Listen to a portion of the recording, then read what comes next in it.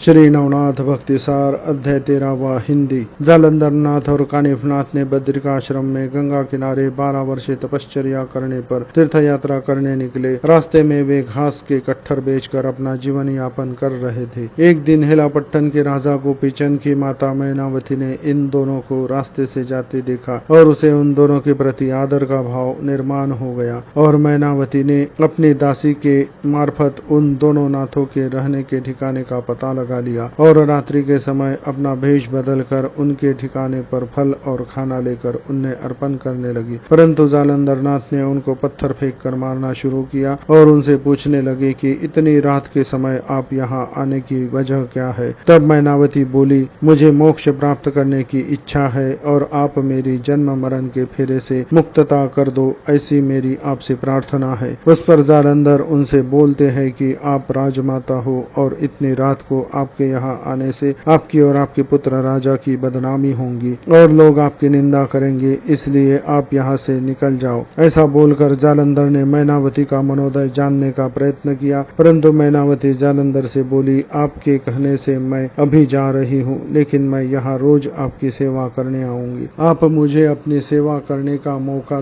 दो। अपने कहे अनुसार मैनावती रोज जालंधर की निस्वार्थ भाव से सेवा करने लगी और वह पुत्र भाव से और निस्वार्थ भाव से गुरु की भक्ति करने लगी। कई माह तक जालंधर की सेवा करने पर इस स्त्री को मोक्ष की प्राप्ति हो सकती है, ऐसा जालंधर नाथ को लगने लगा। उसकी यह निस्वार्थ भाव से सेवा और भक्ति देखकर जालंधर ने मैनावती की परीक्षा लेने के लिए एक मायावी भ्रमर उत्पन्न किया और वह भ्रमर मैनावती की जंघा पर पोखरने लगा, जिससे मैनावती को काफी तकलीफ हो रही थी और खूब सारा खून भी बहने लगा। फिर भी मैनावती बिना हिले डुले बैठी थी। जालंधर नाथ अंतर्धान से यह सब देख रहे थे और प्रसन्न होकर उन्होंने मैनावती पर कृपा की और उनकी जंघा पहले जैसी कर दी। परीक्षा पास होने के कारण जालंधर ने मैनावती को योग की दीक्षा दी, मंत्र बताया, जिससे मैनावती का अद्वैत भाव जागृत हुआ और वह समाधि अवस्था में जाने लगी। मैनावती को आनंद की प्राप्ति हुई और यह अलौकिक आनंद अपना पुत्र गोपीचंद को भी प्राप्त हो, ऐसा उसे लगने लगा। इस अध्याय की फलश्रुति।